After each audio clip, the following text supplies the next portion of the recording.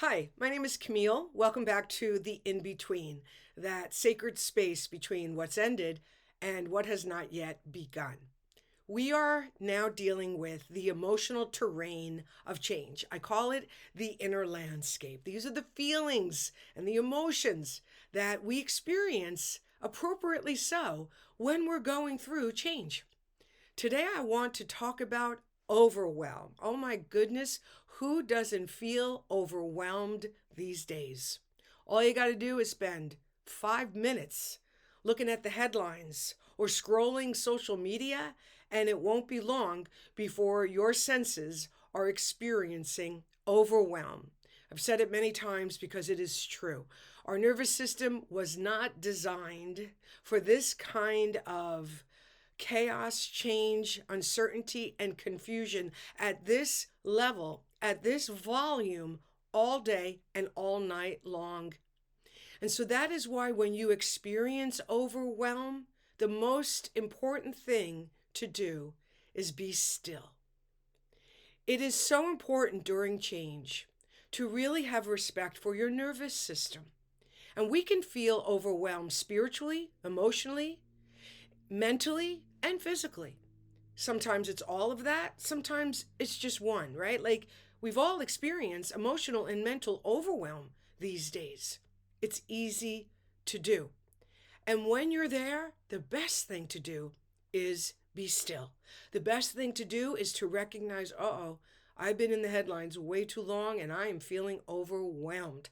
Or, you know what? I need to push away from the screen, get up, stretch, get some water, go for a walk around the house, whatever I have to do just to pause and give my senses a break. Because by the time you're seeing a headline or a story on social media, chances are it's already done.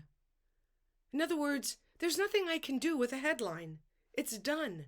And so the question I ask myself these days is how much of my emotional currency, how much of my mental, emotional, spiritual, and physical currency do I want to give away to something that is already done and I can't ultimately affect?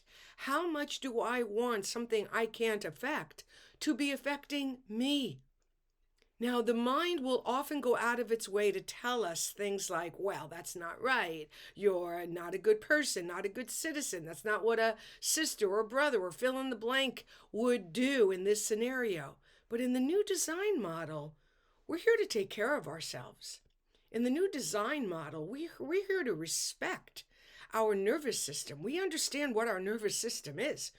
We understand how important it is in the new design model to take care of our nervous system, to get ahead of it, to protect it from overwhelm. And yet sometimes overwhelm settles in, which is why in that moment, when you recognize you're overwhelmed, it's a perfect time to stop and be still. If you can, push away. If you can, put the phone down. Push away from the computer. Close your eyes. Take a breath and exhale. When you feel overwhelmed, breathing is the best thing you can do. We've learned some really important techniques over these last several weeks about how to soothe yourself when you're feeling overwhelmed. The most important thing is to identify the source of your overwhelm. The mind is the number one source of overwhelm. You know, when my mind says to me, we don't have to go to the gym. Nah, it's snowing, let's not go to the gym. Or it's raining, let's not go leave the house. Now I remind myself, well, I appreciate your perspective, but you're not my body. My mind is not my body. My mind can say, let's not go to the gym because it's not going to have an outcome because of that choice, but my body will. And so these days, I'm very mindful of when my mind says, oh, let's not go. More times than not, I say, oh yeah, we're going because my body needs a visit to the gym. During times of overwhelm, it's important to remind yourself you do not have to carry it all. The mind tends to carry it all. But as we learn how to discipline ourselves, as we learn how to have dominion over our thinking, as we learn how to be present authentically and compassionately for how we're feeling, we come to realize you're right. I don't have to do it all. I don't have to carry it all, especially if you're carrying other people's burdens, other people's life situations. Not to say we don't have moments when other people's experiences matter to us, because of course they do. Someone's in the hospital. We feel that. Someone is going through a divorce or just lost their job. We feel that. However, in the new design model and during times of the in between, we also check in and make sure we're not over carrying what is someone else's to carry, because a lot of times that can make us feel overwhelmed. We've got our own situation that we're trying to navigate: uncertainty, confusion, chaos, change.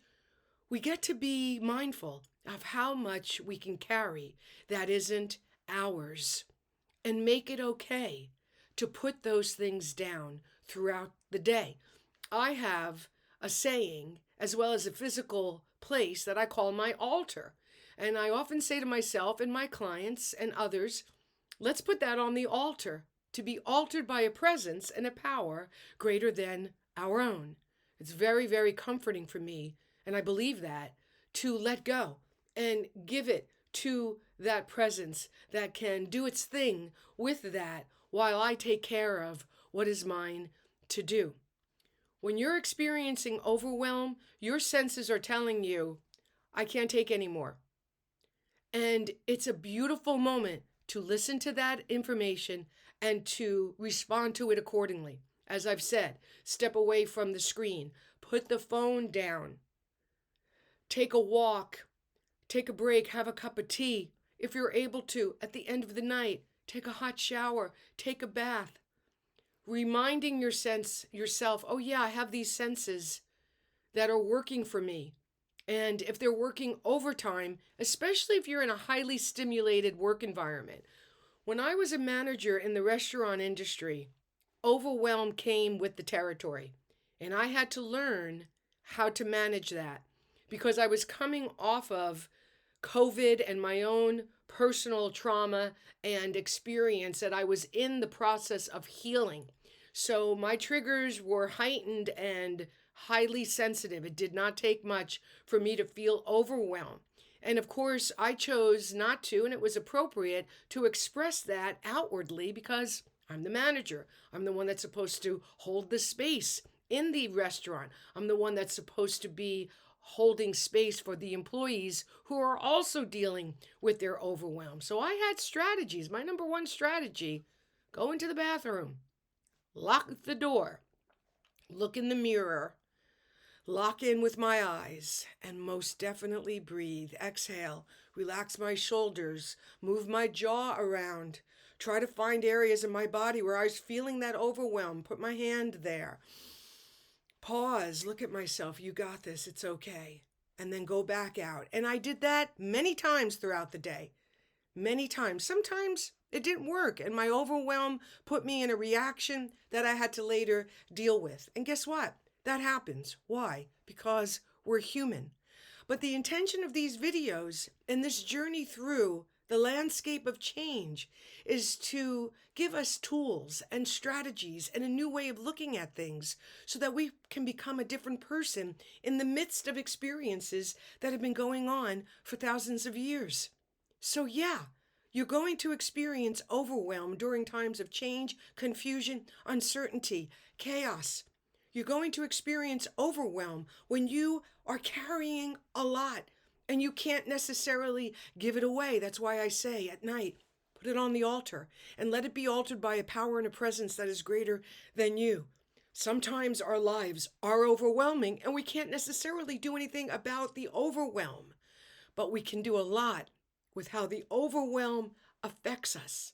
We can bring strategies and compassion to our experience of being overwhelmed. We can remind ourselves, hey, we don't have to carry all of this.